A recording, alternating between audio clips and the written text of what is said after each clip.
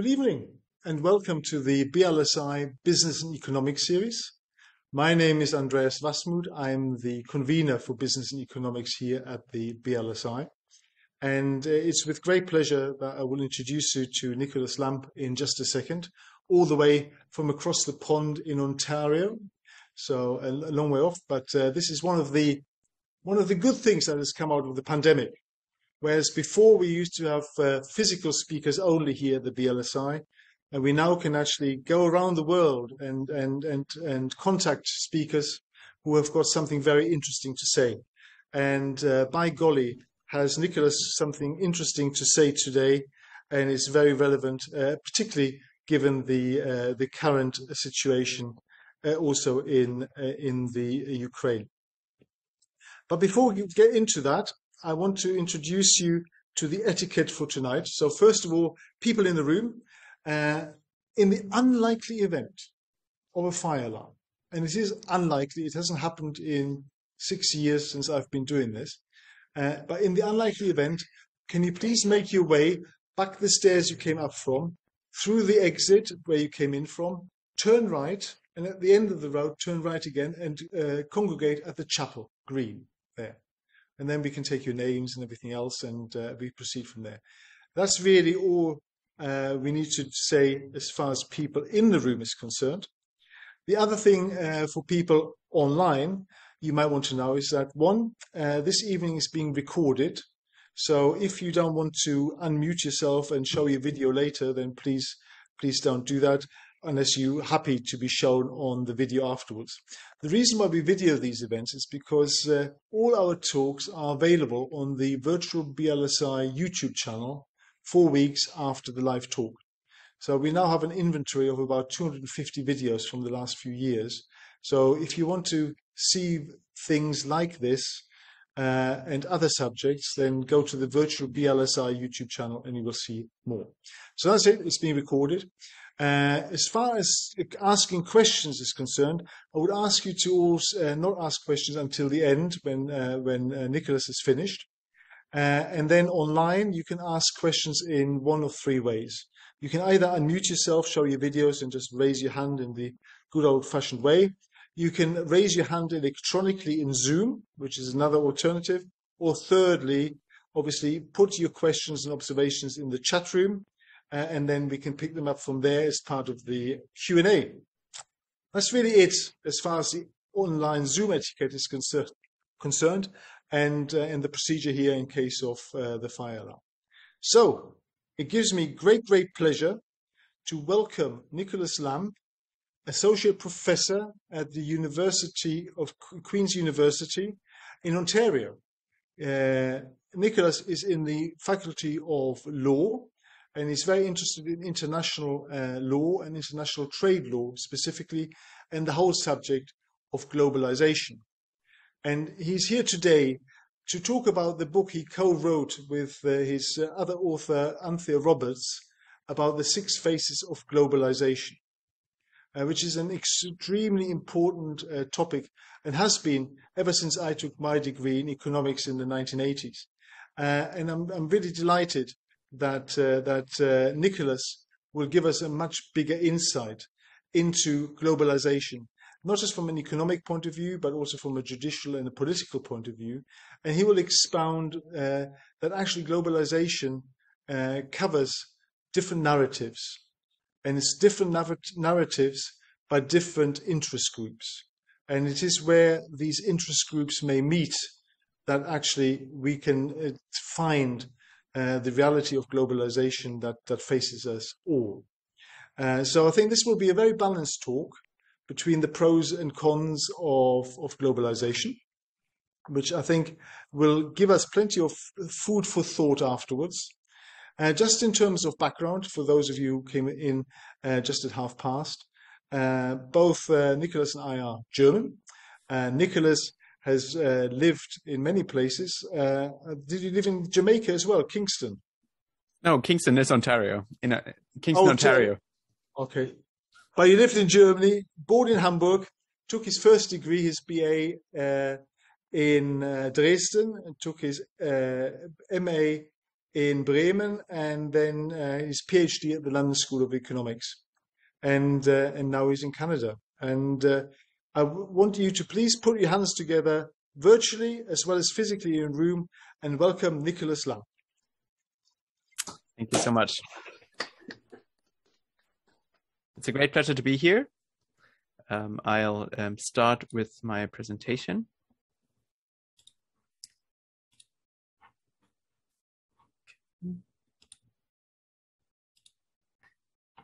Can you all see the presentation? Okay. Well, thank you so much for the generous introduction. Our book, as you said, is called Six Faces of Globalization, and I want to start by talking a bit about the background to the book. The book goes back. The idea for the book goes back to 2005, 2015, 2016. When we were experiencing a huge pushback against globalization. Of course, you are in the UK. I don't have to tell you anything about the Brexit movement, but in the same year, 2016, of course, we had the election of Donald Trump to the presidency in the United States. And what made that so striking for me and Anthea Roberts, who are both international economic lawyers, is that for the first time, we saw movements that were intensely critical of international integration, of globalization, moving into the center of the political spectrum and assuming power. And for us and our colleagues who are working on international law and globalization, that was a shock. And it was also something that some of our colleagues reacted in a very specific way. They reacted mostly with disdain, almost contempt for some of the ideas that were being put forward, particularly by Donald Trump. They pointed out that he was economically illiterate. Similar arguments were made, of course, in the United Kingdom against the Brexiteers, where it was said that it would lead to recession in the United Kingdom. And we felt that these arguments, those of our colleagues who were trying to just bring forth empirical arguments against these movements, were kind of missing the point. And what they were missing was that there were stories being told about globalization, which brought forth different values. And so simply bringing forward empirical facts to kind of win against these new narratives was not going to be effective. What we had to do was to try to understand these narratives that were emerging about globalization. And so what we set out to do in the book was to try to take a bird's eye view of the debate, take a step back, and try to map these different narratives. And so I'm going to start today by setting out the 6 narratives that we identified. And the way we describe what we do in the book, in the first part of the book, is it's like unscrambling the Rubik's Cube. We're looking at these debates about globalization. We're seeing so many different arguments and facts and statistics being thrown around. And what we try to do initially is kind of unscramble the Rubik's Cube to build up 6 coherent faces so that we can understand the debate better. So what are these narratives that we identify in the book? We start with the establishment narrative, and that's the narrative that we see being promoted by international economic institutions such as the International Monetary Fund, the World Bank, and the World Trade Organization. And we try to depict it in this picture here. You see developed countries, developing countries. At the top, you see kind of the rich, the elites. At the bottom, you see the workers. And the basic arguments of the establishment narrative is that everybody gains from globalization. Yes, some people are going to gain a little bit more, but others a bit less. But you can then use domestic policies to redistribute these gains from trade so that everyone is better off. And a favorite metaphor of this narrative is the idea that we need to grow the pie so that everyone can have a bigger piece. If there was one graphic which encapsulates this argument, it's this one. This is the so-called hockey stick of global prosperity. And it shows that for millennia, we were kind of hovering around the existence minimum in terms of our incomes. And then in the 19th century, once we started to embrace the Industrial Revolution, international specialization, the first wave of globalization, our living standards shot up like a hockey stick. And who would want to jeopardize that incredible achievement? So that's the core argument of the narrative. And it's not just the developed countries. It's globalization has also allowed people to come out of poverty in increasing numbers in the developing world. And so you can see in this graph how the share of people living in absolute poverty has been falling from above 90% in the early 19th century to just under 20% in 2011. And the last little bit of that fall in poverty is mostly due to China and India making incredible progress after opening up to the global economy.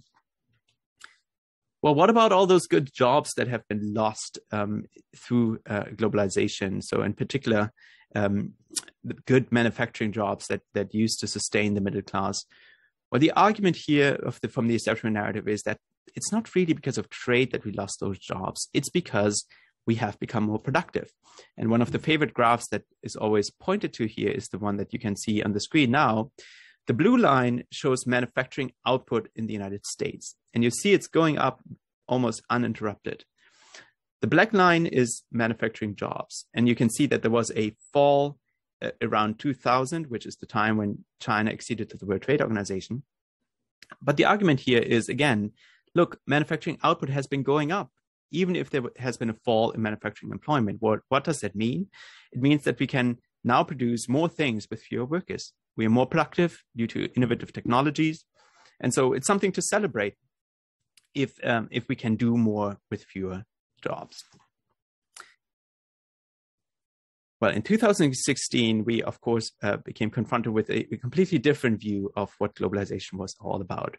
And what's interesting about both the Trump and other critics of globalization is that they do not necessarily contest the underlying facts. They don't necessarily contest that some people have gained, but they point to particular winners and losers from globalization. And what we try to show here with that red arrow is the winners and losers that Trump focused on.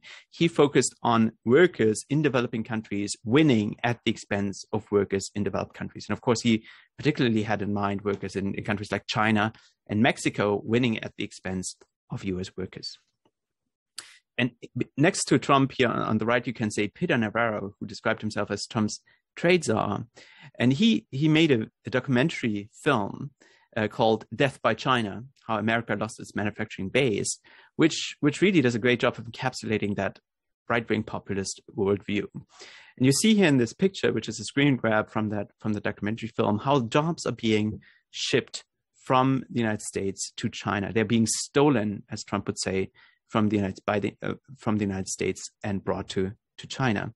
And this idea of jobs like billiard balls on a ship which are stolen, I think can teach us something interesting about the resonance of this Trump narrative.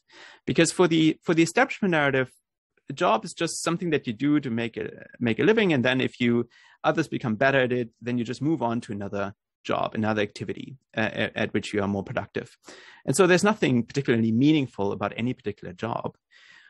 When Trump talks about jobs being stolen, he almost likens jobs that's something that you own. It's something that's property. It's like jobs as property.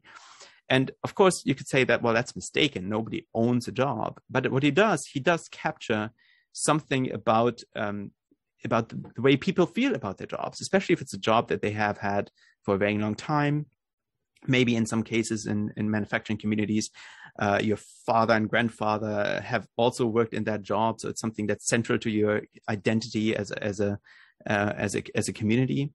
And so when that job moves away to another country, it can feel like something has been stolen from you, that you've been robbed in some way. And so Trump's narrative, by talking about jobs being stolen, even though it doesn't really make sense on a legal level, he did capture something about the experience that some people have had when essentially the International Division of Labor was reorganized as a result of globalization. The other thing that the right-wing populists highlight is the importance of place. What you can see here in this graph is the change in furniture employment in the United States, in North Carolina, in Hickory, which is a town in North Carolina. And the establishment narrative would focus on the US as a whole in the aggregate and say, well, this change in furniture employment has been hardly perceptible if you just look at all people employed in the United States. It's been outweighed by gains in employment in other areas. And so they wouldn't really pay too much attention to it. But the right-wing populist narrative really directs attention to the way in which globalization has affected particular communities. And you can imagine, if you look at Hickory, where you had that huge drop in employment, in furniture employment, that it had quite a devastating effect. And particularly because the jobs that were lost, manufacturing jobs, are jobs that have what economists call a large multiplier. Which means that if you have one of those jobs, it typically leads to other types of employment. So if you have a factory, that will lead to restaurants springing up, cinemas, and so it creates service sector jobs. And one rule of thumb is that one of these manufacturing jobs supports 5 service sector jobs. So if these jobs disappear in that community, it's almost like a black hole opens up, and the rest of the community gets sucked into it and disappears. And in particular, in countries where there was not much to kind of cushion that impact, and of course, I'm again talking about the United States here, but the UK is also an example. The loss of manufacturing jobs has had a devastating impact, and a striking example is what some economists have called deaths of despair, which are deaths by drugs, alcohol, and suicide, which has been rising quite significantly in the United States among white non-Hispanic people. And you can see that rise really started around 2000, which was, of course, the same point in time when we had this huge drop in manufacturing jobs in the United States, and also China's accession to the World Trade Organization. So from the right-wing populist view, essentially globalization just wasn't worth it, right? Maybe goods have become cheaper, maybe we are able to travel more easily, but what we've lost, mainly we've lost the jobs that we've lost, the community that we've lost, because these jobs sustain those communities. That's just not worth it. And so when Trump came to the scene and promised, I'm going to bring those jobs back, that was, of course, something that resonated in these communities. But we also have critics of globalization on the left. And maybe the most famous example is the Occupy Wall Street movement, which for the first time popularized this idea that there was a divide between the 1% and the 99%. And the most striking statistic for this narrative is the one that you can see on your screen now. The basic argument here is, again, not that the establishment narrative got the facts wrong. The establishment narrative is right that there was a huge increase in productivity over the past 50 years. But the argument of the left-wing populist narrative is that this productivity has not filtered through to the middle class. Essentially, all these gains from globalization have been appropriated by the top 1% or maybe top 10%. And you can see in this graph that around the late 1970s, early 1980s, hourly compensation, wages for non-supervisory work, decoupled from productivity growth. What does it mean? It means that even though the workers produce more, they don't gain, they're not allowed to keep those gains. And instead, the gains are appropriated by the factory owners, by the owners of capital, by the rich. And so why should we support globalization if the gains from globalization are appropriated by the top? And that has led to a result where now in the United States, the top 1% have a higher share of national income than the bottom 50%. So the left-wing populist narrative brings issues of inequality, domestic inequality, to the attention of the public, and says, well, all the gains from globalization are really not worth it if we are not able to distribute them fairly. And of course, in the United States, Bernie Sanders and Alexandria Ocasio-Cortez are some of the most prominent proponents of that narrative. But in the UK, you had, of course, Jeremy Corbyn making very similar arguments, and other left-wing parties around the globe are making those arguments as well. But we're not quite done. There are a few more narratives that have also come to the fore. And one of the newest one, which is least familiar maybe to the general public, is what we call in the book the geoeconomic narrative. It's like geopolitical, but about economics. And there's no better example of explaining what this narrative is about than the story of Huawei, which is a Chinese telecommunications giant.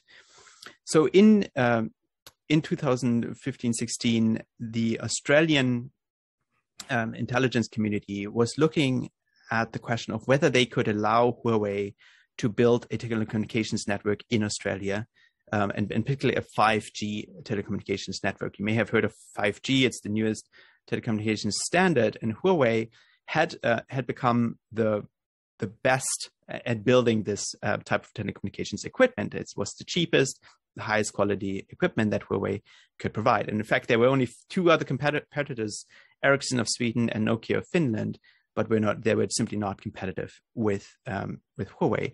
So there were strong economic incentives to allowing Huawei to build that telecommunications network.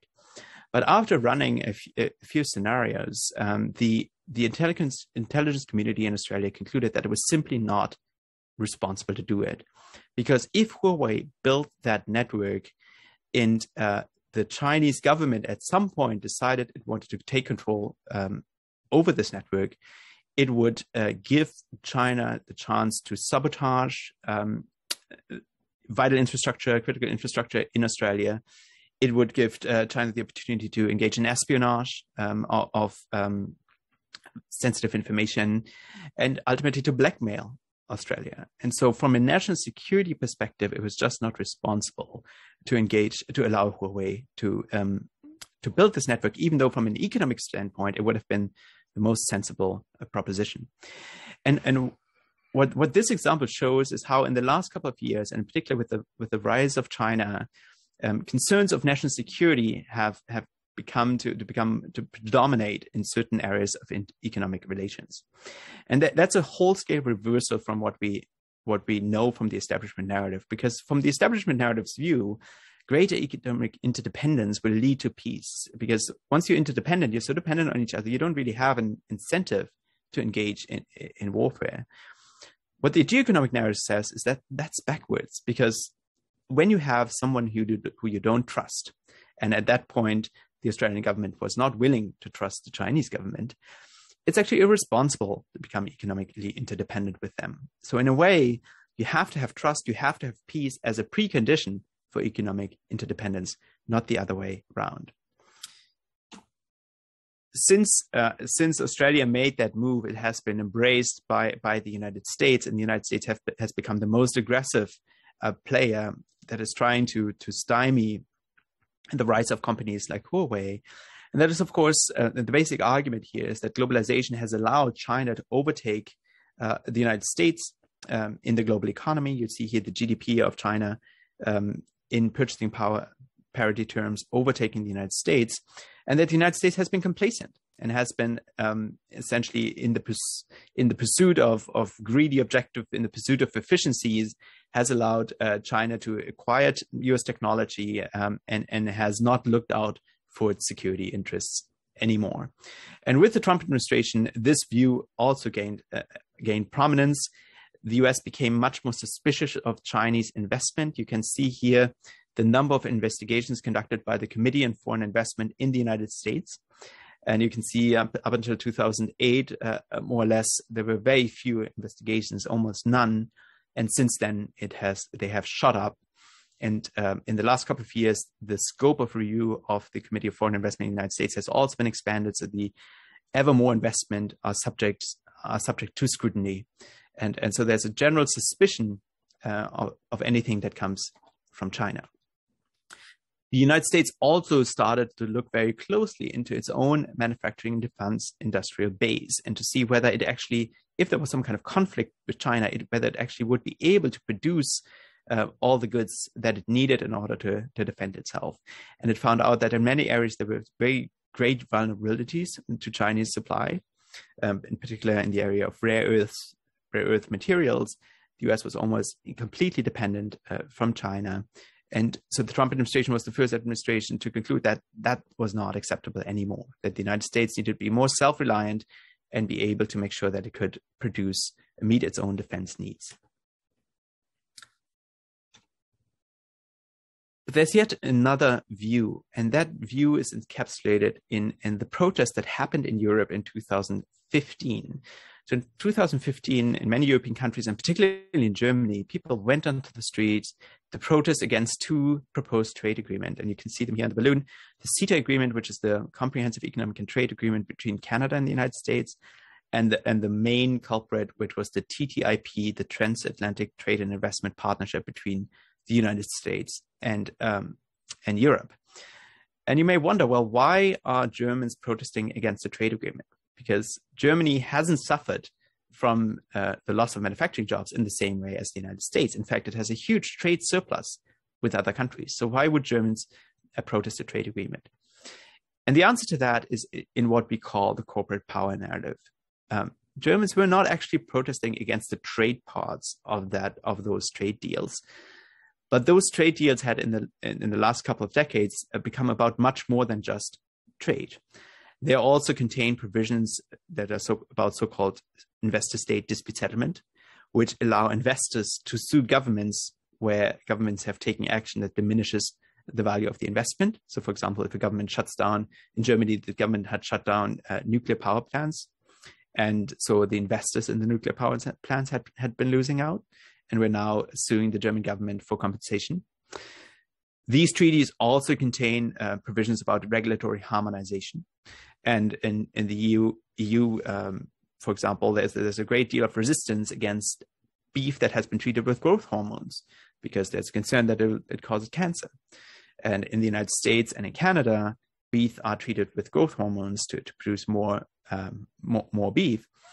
And so the protesters here were worried that U.S. agribusiness would use those agreements in order to force U.S. standards on European consumers and dismantle the provision of hormone-treated beef.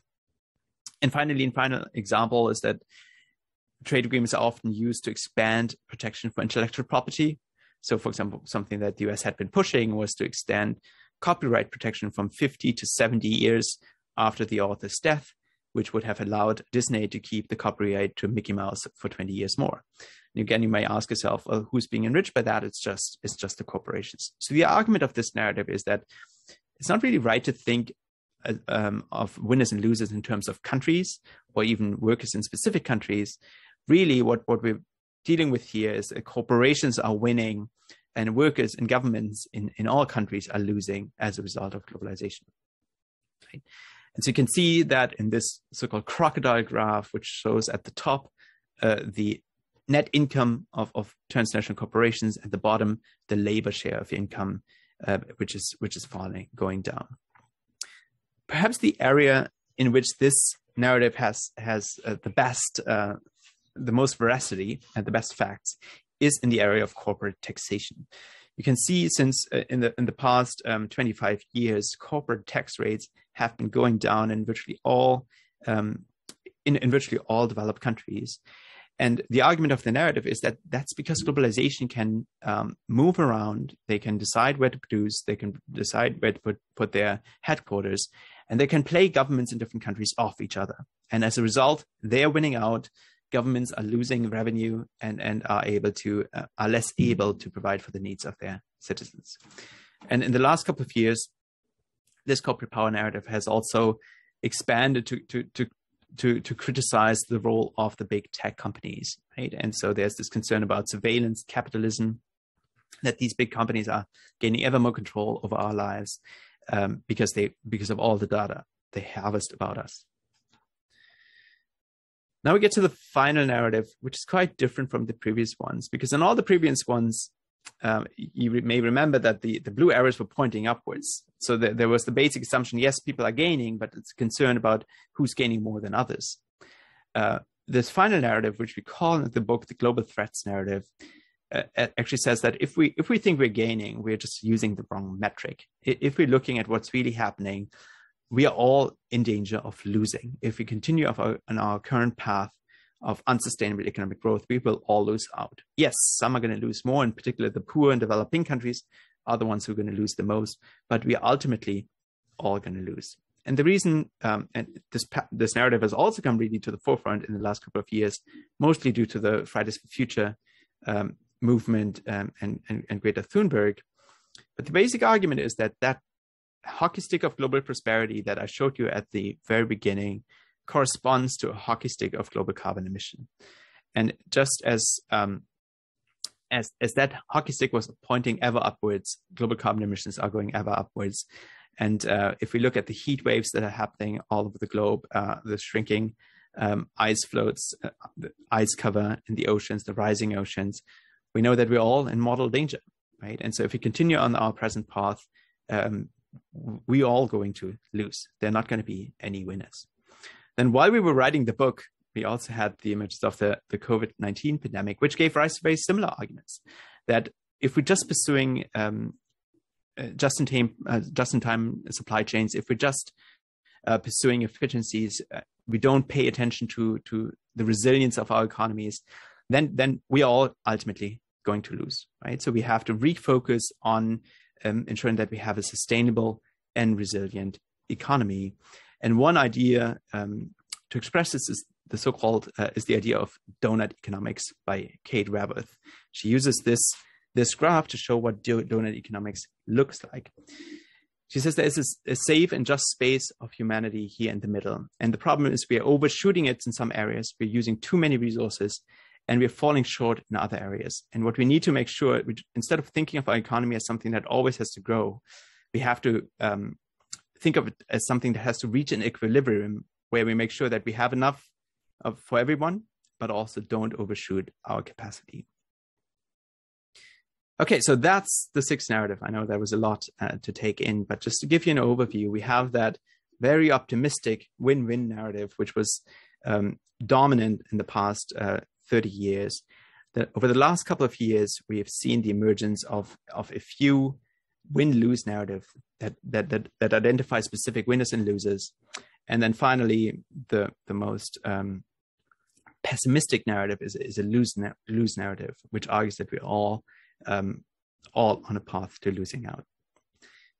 We see these narratives reflected in the news every day. So I'm a reader of The Economist, and I just picked up a few copies, and there it was. This is the optimistic establishment narrative. We have the left-wing populist narrative pointing out the divide between the rich and the rest. We have the right-wing populist view that some people have been left behind by globalization. Though I should say that the right-wing populists don't really see themselves as left behind. They see themselves as they feel that the economy just has taken the wrong course. They don't want, and they want to return to something that has been before. So this idea that we just have to help people to catch up doesn't really capture the sentiment in this narrative. We see lots of attention, of course, the US, the rivalry between the United States and China. We see much more attention recently to the profits of multinational corporations, and finally, the endless numbers of covers about climate change and the coronavirus pandemic that I could show you.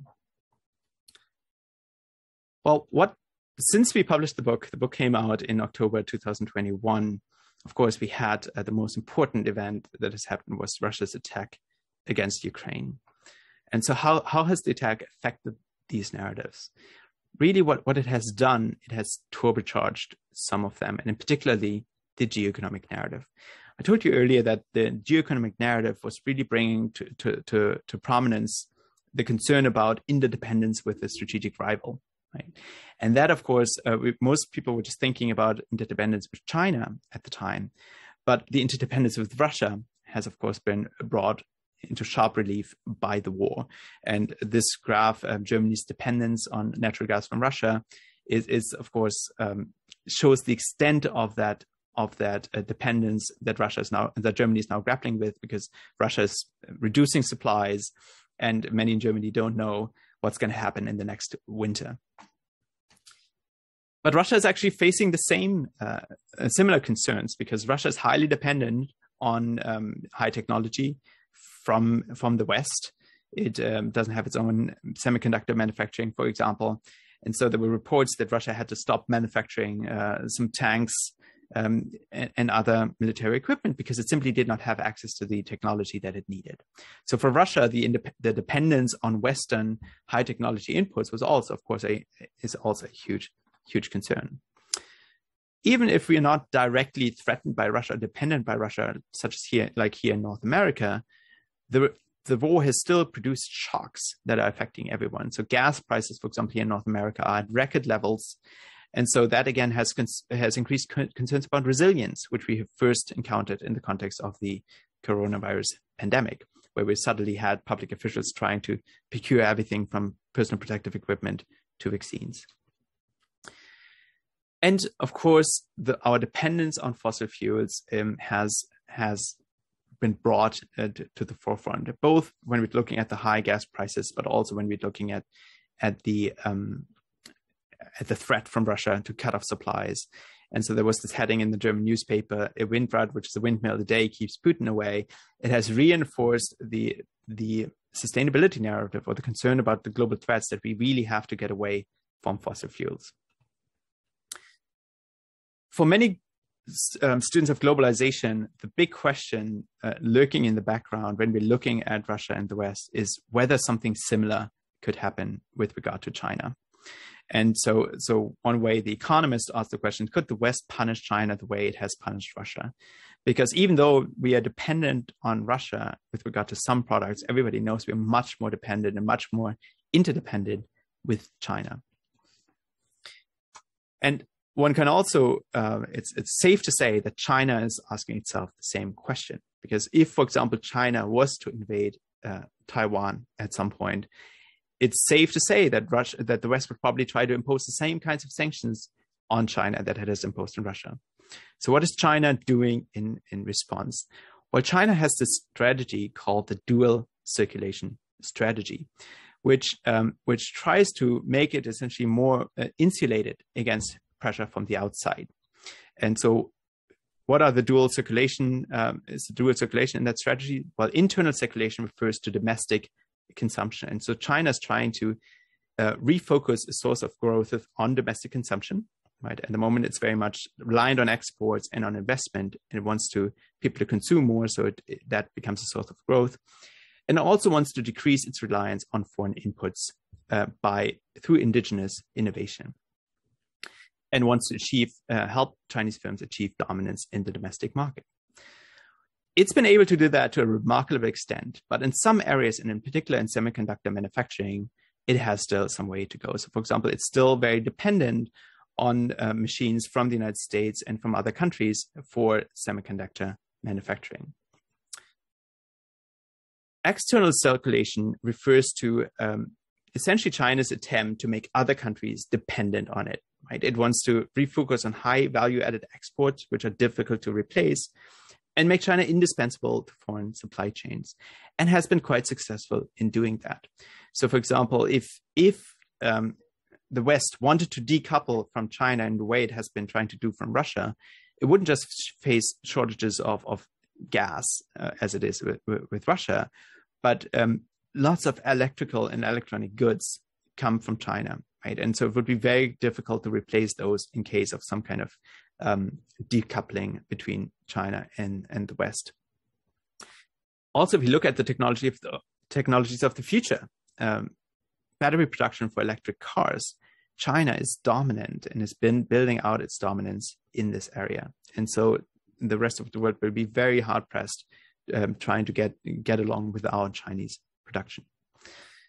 So one of the striking parts of the conflict between Russia and Ukraine has been that many Western countries have been quite willing to leave Russia. And one reason why they may be willing to do so, of course, they're facing huge reputational risks, but also Russia is mostly a consumer market for them. Whereas if they were asked to leave China, it would be much more difficult because China is such an important production location. So asking companies to leave China would be an existential threat for them. Whereas when they left Russia, they took a hit to the bottom line, but they were not in any existential danger. So in a way, just to conclude on that, really what the conflict, the war in Ukraine has done is has reinforced some of those narratives which are critical of globalization, the geoeconomic narrative, the sustainability narrative, the concerns about resilience, and supercharged them. And not just with respect to Russia, but also with respect to China. Well, now that we have this narrative, what can we do with them? And what we do in the second part of the book, we move away a little bit from the metaphor of the Rubik's Cube towards the use of Venn diagrams, which allow us to see a particular issue through the lens of different narratives. And so I already mentioned semiconductors. One of the big fallouts of the pandemic was shortages of semiconductors, which are used in virtually all fancy devices, from phones to cars. In some countries, car factories had to stop producing because they didn't have enough semiconductors. And in response, the United States and the European Union have announced huge investment in semiconductor manufacturing. So how can we explain this new policy consensus on self-reliance when it comes to semiconductors through the lens of these different narratives?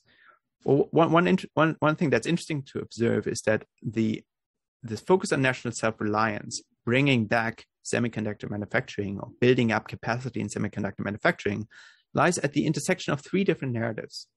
So for the protectionists or the right-wing populists, they want to build capacity in domestic manufacturing no matter where, right? So they just want to bring all the manufacturing jobs back. So of course it makes sense to bring back semiconductor manufacturing.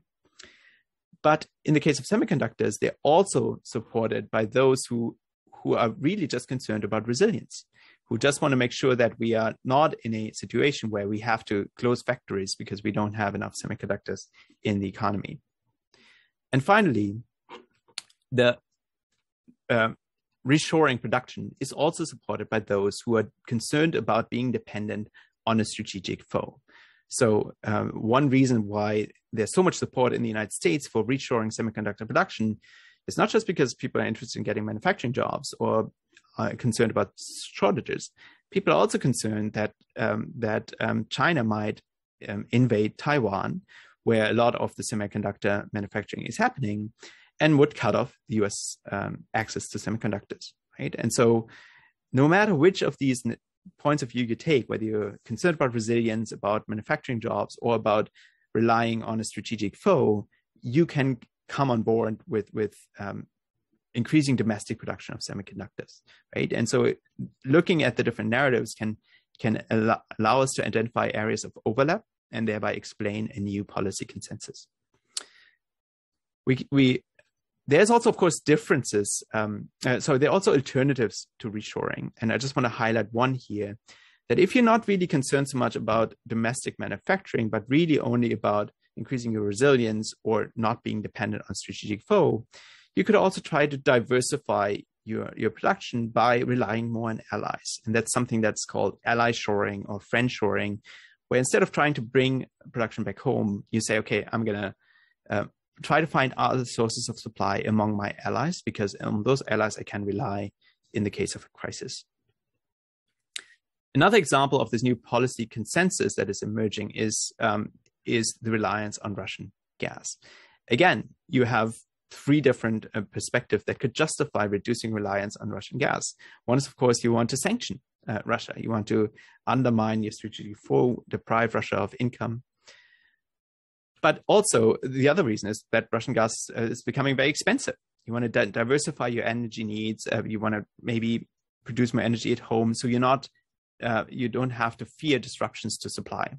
Right? So even if you're not concerned about undermining Russia, given how expensive Russian gas has become, and given the disruption that we are going to face, it makes sense to diversify your energy needs.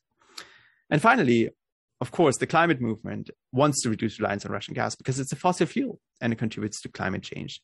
So no matter which of these points of view you embrace, you can agree on the need to reduce reliance on Russian gas. There are broader lessons here for Europe and in particular for the UK as well. Do we draw the lessons from the current crisis that we can't trust Russia? Or, and this is a big debate in Germany right now, is there a broader lesson here that we can't trust authoritarian regimes, which would be the lesson of the geoeconomic narrative? Like, we can't really rely on regimes that we don't trust.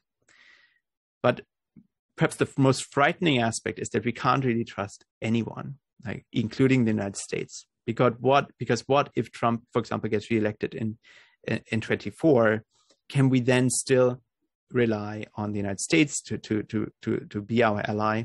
So does it make sense to see them as a friend, with whom we can integrate our supply chains, or do we just have to be self-reliant? And so that's a question that the EU and also the UK has to ask itself. So what's the final conclusion? Well, once we have these Venn diagrams, and when we look in the book, we look at certain different issues through the lens of these Venn diagrams. What is the broader lesson that we can draw here? And again, we move to a different metaphor, and that's the metaphor of the kaleidoscope, because the big lesson from looking at all these different narratives is that none of them really gives you the full picture on its own. And the best way to look at emerging issues such as the climate crisis, the coronavirus pandemic, the best way to approach them is to look at them through the lens of all these different narratives. And we use the kaleidoscope as a metaphor for that, where in the kaleidoscope, you turn the kaleidoscope and it always appears in a slightly different light. And that's really what we do when we look at at globalization through these different narratives.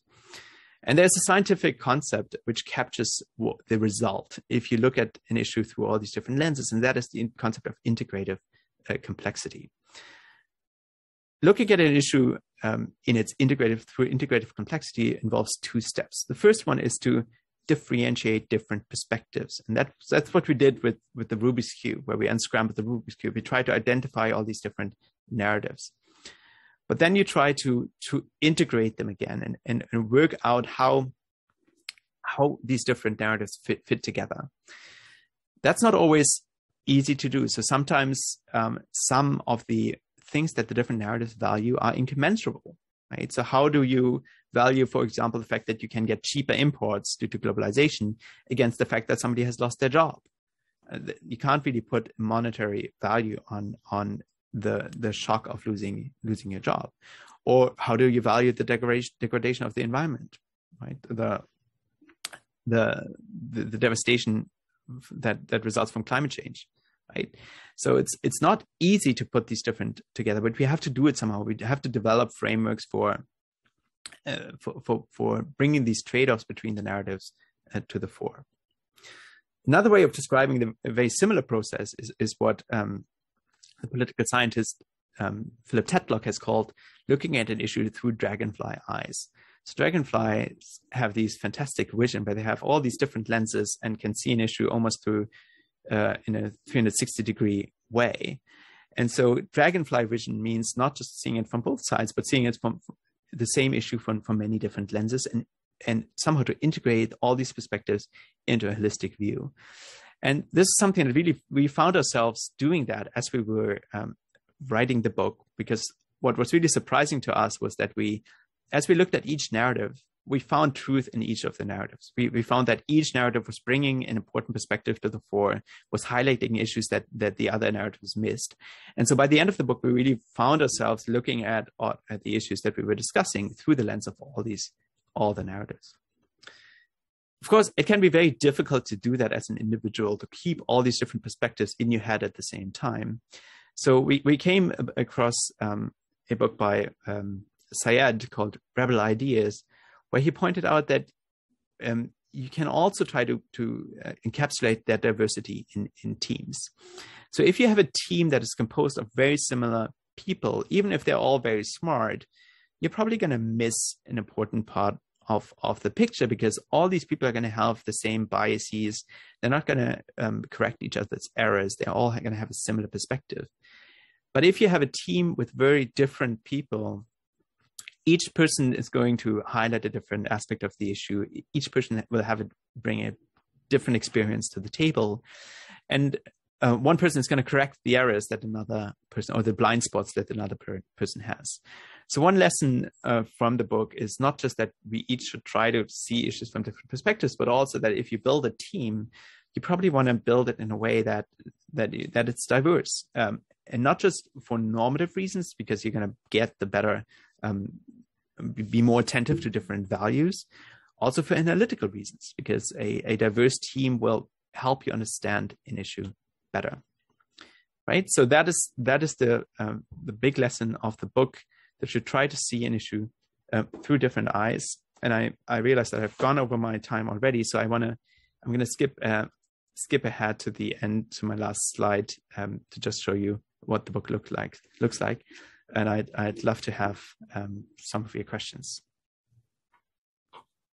Well, that's been a tour, hasn't it? That's been a tour, not just through economics, politics, the latest situation in Ukraine, the future relationship with Russia and China.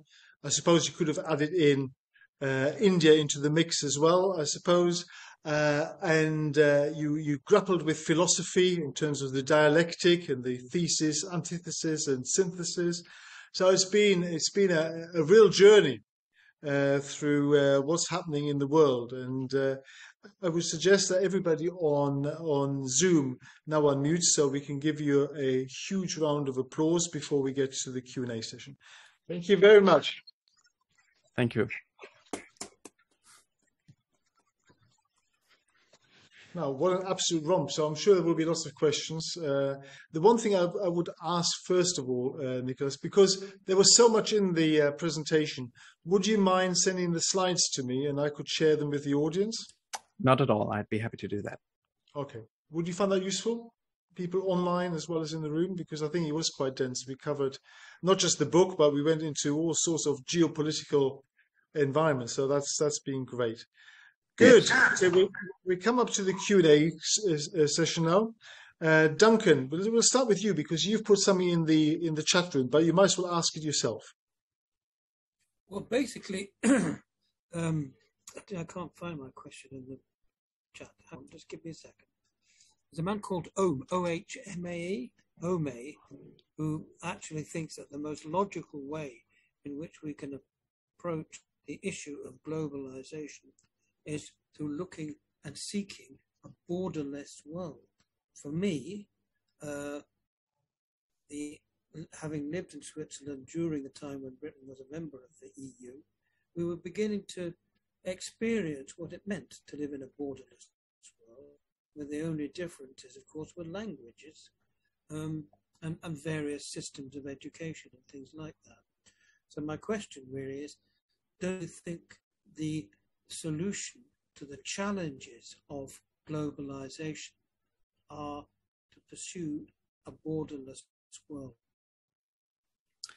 Well, that's exactly what the establishment narrative would have said and would say, that the greatest tool that we have to abolish poverty is to allow free migration, right? Because the best way for you to become rich is to go to another country where you can be more productive, right? And so there is great economic support and also philosophical support for that idea. But of course, you do only have to look to the UK and the Brexit movement to see where the opposition to that idea is going to come from.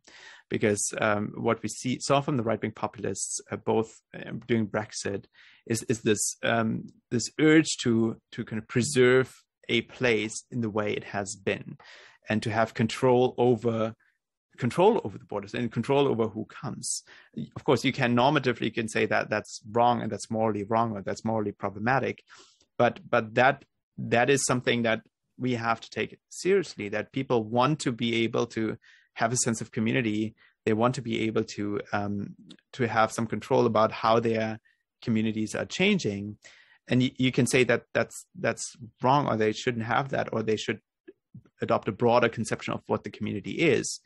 But the fact is, and we could say it's a sad fact, that not all people have that enlightened perspective, or maybe it could also be that there are actually some things that change when you kind of dilute, when you get rid of borders, that some changes that are problematic, right? If it's not managed in a proper way. And so arguably your perspective is something that is exactly what the Brexiteers and people like Trump and other right-wing populists have resisted, which is this idea that we don't have a bounded communities that is worth preserving. So I don't really want to. I'm someone who has lived in many different countries. I'm very comfortable in different cultural environments, and so I completely agree with you that that's the way to go. And I love the fact that in the European Union you don't have borders and you can move around. But the lesson from Brexit and also the right-wing populist backlash to globalization is that it has to be very carefully managed, and we have to make sure that we kind of take people along as you abolish borders. Okay, well, thank you very much, Nicolas. And I'm with you, Duncan. I take great exception to the fact I need to have a passport to travel anywhere. I hear you loud and clear, Duncan. Right. We give the online audience a few more minutes to sort of formulate their questions. I'm now going to go into the physical audience, so you'll see me disappear from the screen. Does anybody have a question? Not yet? Okay, well, I have a question for you, and that is, you explained in quite a bit of detail the various narratives, the win-win, the lose-lose, and the win-lose, the prisoner's dilemma. You looked at the dialectic, you looked at the thesis, antithesis, and synthesis. And all of that are obviously different narratives, different stories that different factions tell themselves to convince themselves that they have the right answer. Now, how do we move forward from narratives as fine words and translate them into fine deeds? Well, that's essentially the question of what should policy do about any of this. And the first thing I should say is that there's, of course, a difference between the different narratives. Not all of them are equally true. So some of the narratives are very much based on empirical findings, and in particular, the establishment narrative prides itself on its adherence to on being based on data and empirical findings. Whereas other narratives, in particular the right-wing populist one, are probably more comfortable being loose with the facts. So we have to make sure that before we use the narratives to formulate policy, we have to make sure that the whatever the narrative says actually corresponds in some way to what's really happening, right? But the second step is all the narratives, they're not, as I said at the beginning, they're not reducible to different factual stories. They also draw attention to different aspects of the problem, and they also bring forward different values, right? And so they're very different value judgments embodied in the contestation between the different narratives.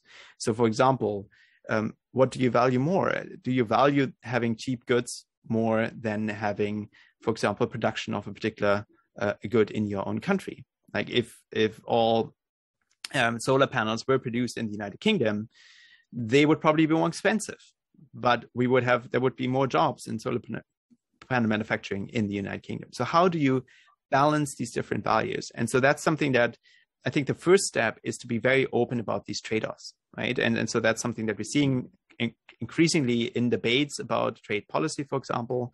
In the United States, the Biden administration has just said we're not going to impose any further tariffs on solar panels from East Asia, even though doing so might lead to increased production in the United States, simply because we need to be able to address climate change more urgently, right? And so it was really putting the different values forward and saying, okay, this is how we make the trade-off.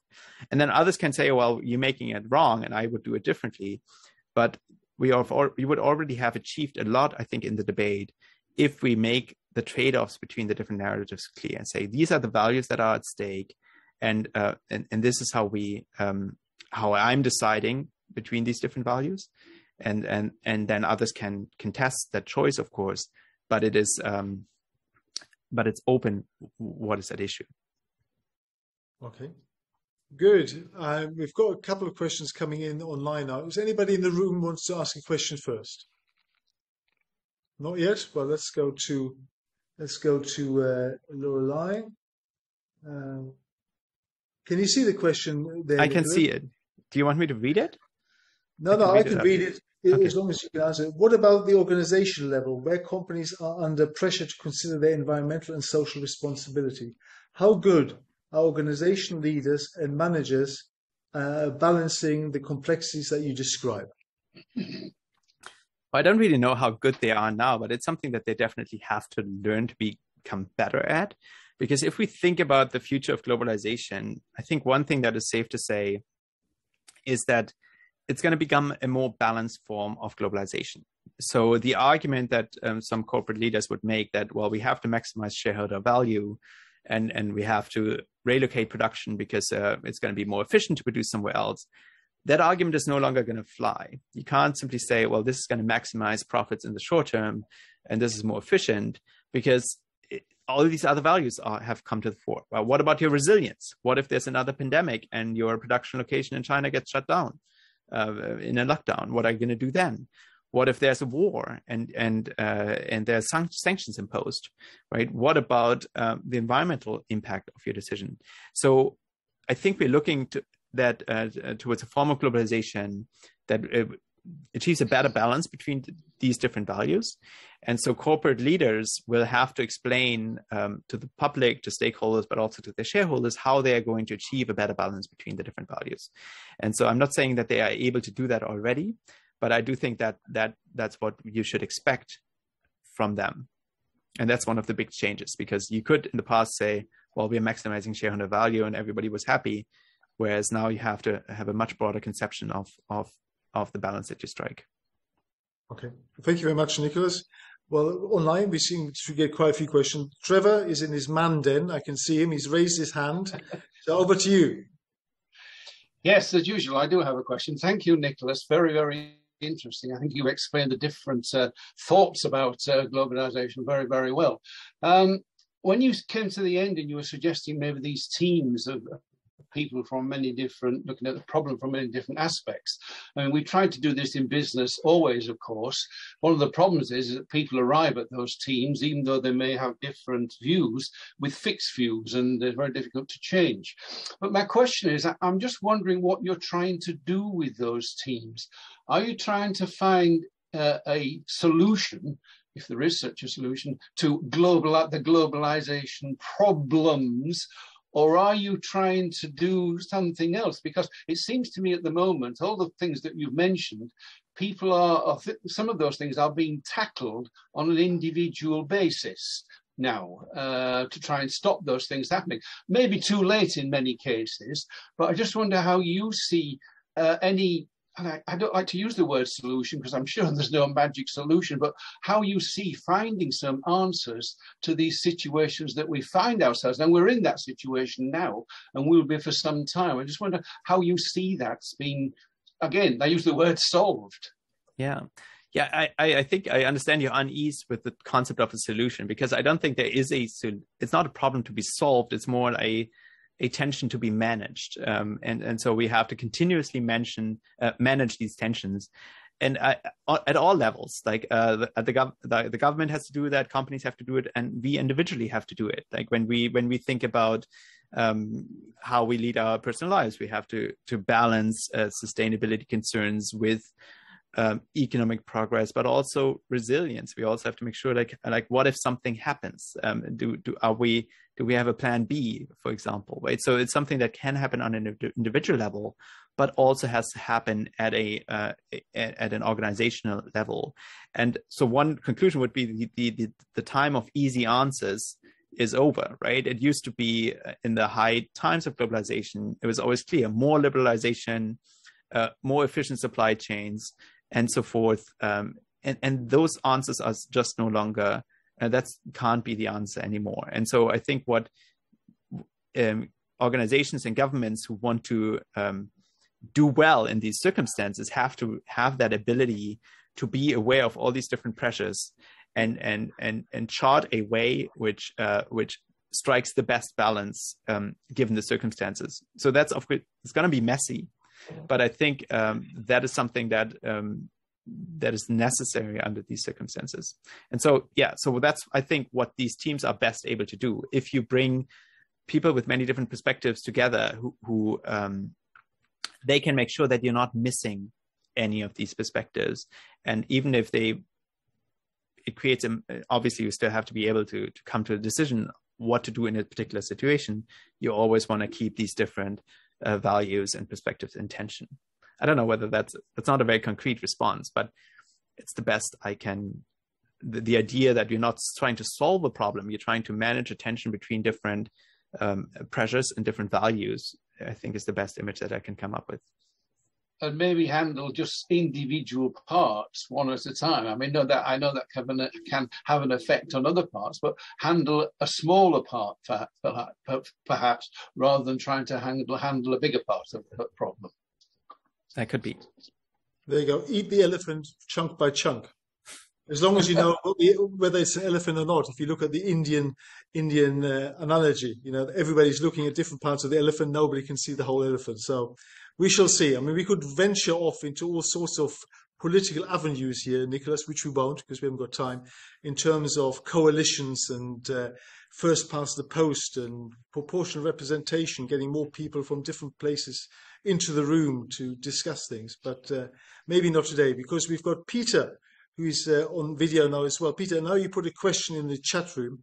Do you want to unmute yourself and ask it yourself? Or yep, perfect. Yes.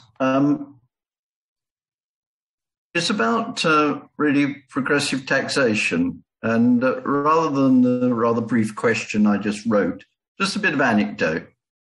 When I was in Jamaica in the 70s, talking to students who were very much on the revolutionary Cuban course, I used to say, well, hang on a moment. Look at Britain. Look at social democracy. Look at progressive taxation and redistribution of wealth. Now I fear I certainly couldn't say that, not only because of the Thatcher revolution in any country, but because of the globalization issues that you've highlighted. How on earth do you seize not only income of excess, but actually wealth, so that one has the fangs and everybody else? How does one get one's fangs into the fangs if you're a nation state or even the EU? You try, but it needs huge, actually global cooperation. And that strikes me as a rather inherent contradiction, as our Marxist friends might put it. Any solution to that? Well, I think we have to distinguish between tax avoidance and tax competition, right? And so they pose somewhat different issues. So tax avoidance is where somebody puts their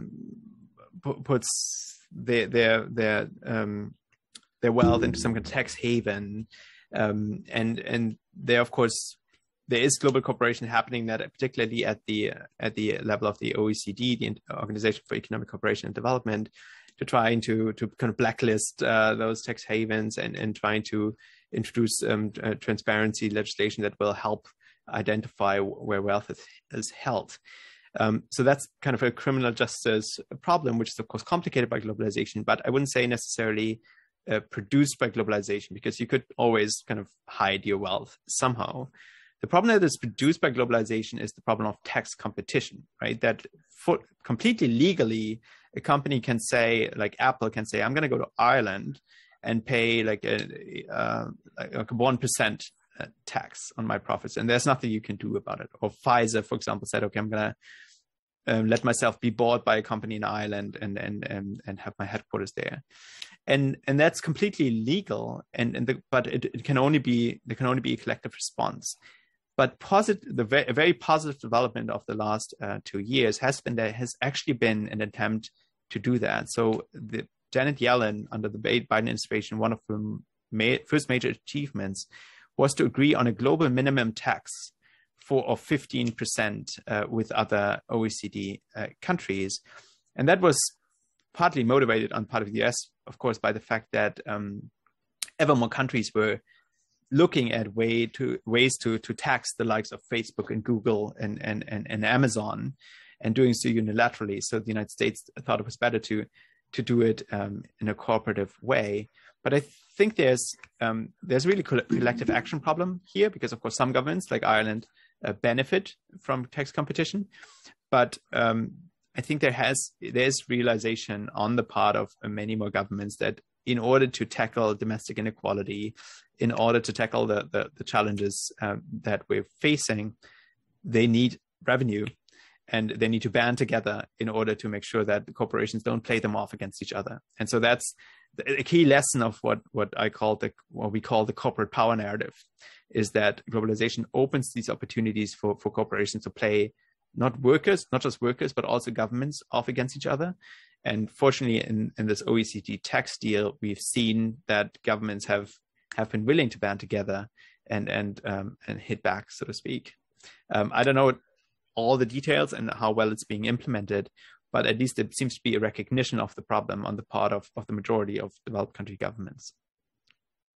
Thank you, Nicolas. And thank you to Peter as well, because I found one person who actually lived in Kingston, or at least in Jamaica, after earlier erroneously transporting Nicolas from Kingston upon Thames to Kingston, Jamaica. So what is round comes round. Excellent.